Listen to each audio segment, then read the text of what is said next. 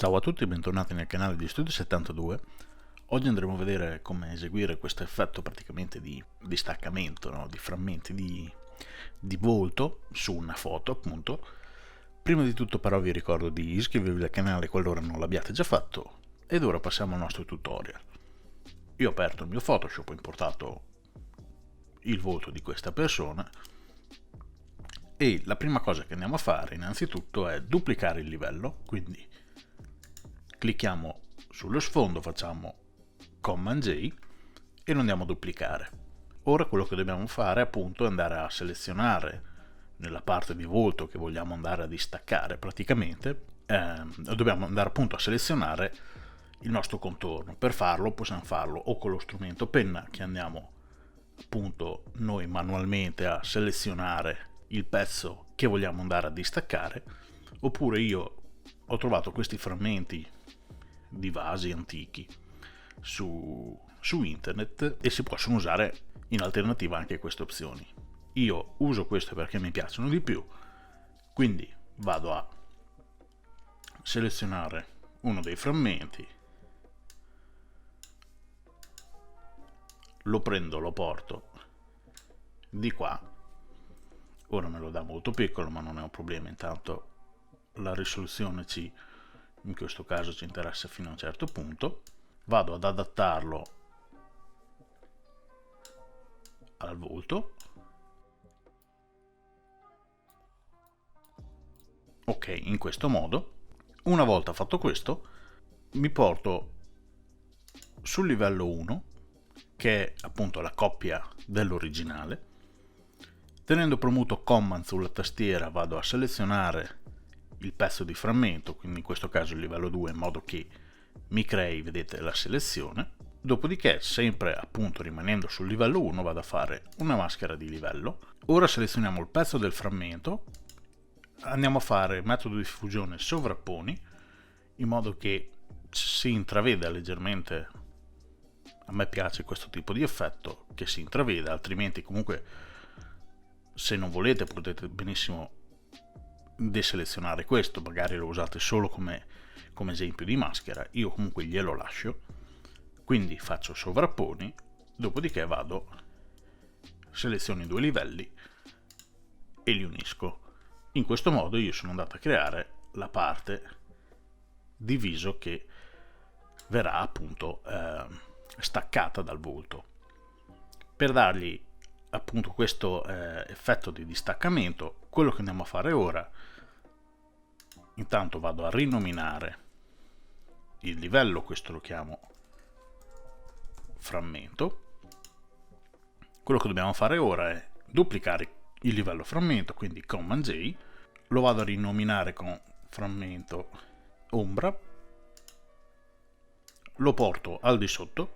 Ora quello che devo andare a fare praticamente è rendere nero la parte sottostante, quindi per farla seleziono il frammento ombra che sono andato a creare, vado a fare nuovo livello di riempimento, seleziono valori tonali, gli vado a dire di applicare l'effetto solo a livello sottostante, quindi premendo questa icona mi andrà a interagire solo sul frammento ombre. Vado ad abbassare completamente la mia luminosità in modo che mi diventi tutto nero, e questo praticamente è l'effetto. Sì, adesso vado a prendere il frammento, è l'effetto che siamo andati a creare. Ora, per renderlo ancora più in 3D, sul livello frammento facciamo doppio clic col mouse, gli andiamo a dare un'ombra esterna, come vedete crea questa ombra, opacità io metto al 100%, e poi andiamo a selezionare semplicemente l'angolo dell'ombra che vogliamo dargli, se dargliela in basso, in alto.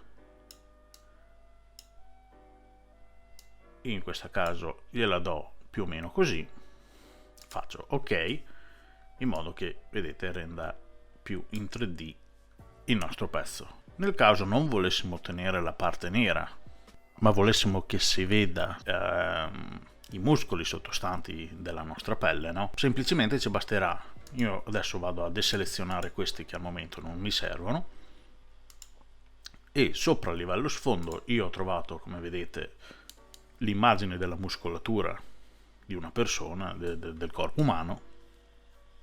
Quindi la prendo, la importo sulla mia immagine e la vado ad adattare praticamente al volto. Vado ad abbassare l'opacità in modo di vedere più o meno di farlo combaciare, quindi allineo naso e occhi,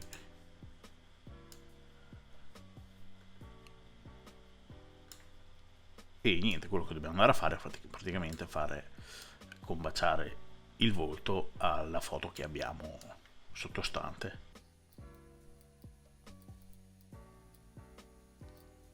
In questo modo, ora non c'è bisogno di essere precisissimi, tanto la parte che si andrà a vedere è solo una minima porzione. Quindi aumentiamo la nostra opacità.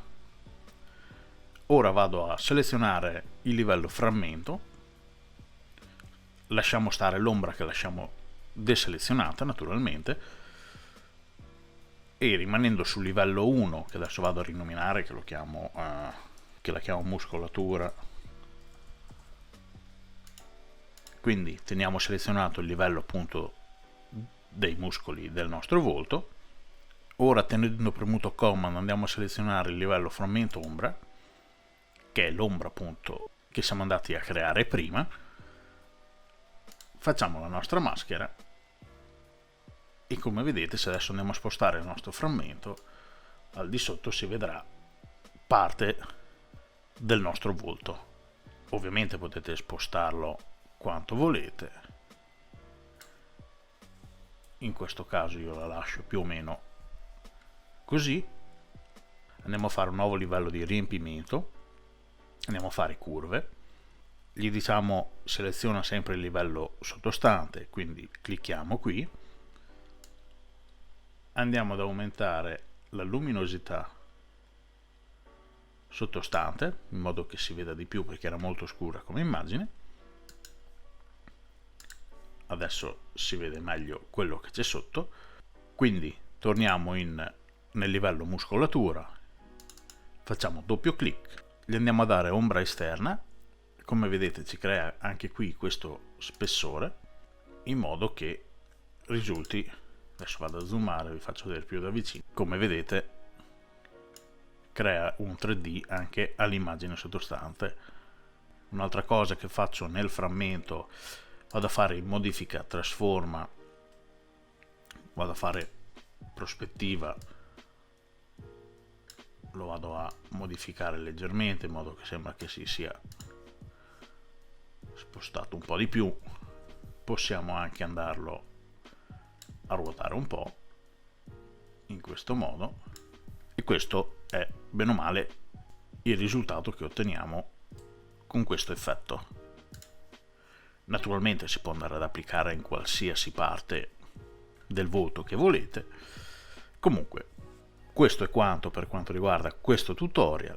Io vi ringrazio di avermi seguito, vi rinnovo l'invito a iscrivervi al canale qualora non l'abbiate già fatto, lasciate un like al video se vi è piaciuto, commentate per qualsiasi cosa, se avete domande, richieste, insomma sentitevi liberi pure di commentare.